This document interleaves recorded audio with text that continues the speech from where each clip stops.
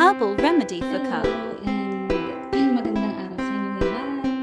Ngayon naman ay kung nakikita nyo ang nasa harapan ang ating dahon ng oregano and the honey.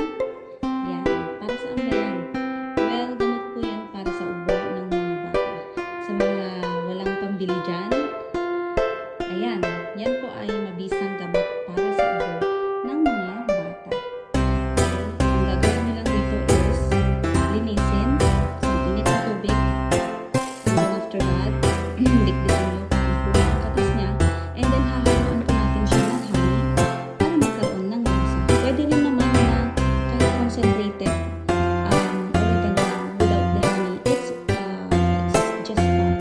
Pwede rin ganun lang. Pero sure sa mga bata, masaselan niyang mga yan. Gusto nila may lasa. Ayan. Ito na po yung katas ng oregano na nagawa ko. At kanina pinainom ko na sa aking tiyan na kiss. Ito yung anak ko na merong ubo. Ayan. Tumatahol-tahol pa sila ngayon. Ayan. Dahil meron naman siyang halong honey, okay lang kasi matamis-tamis ang lasa niya.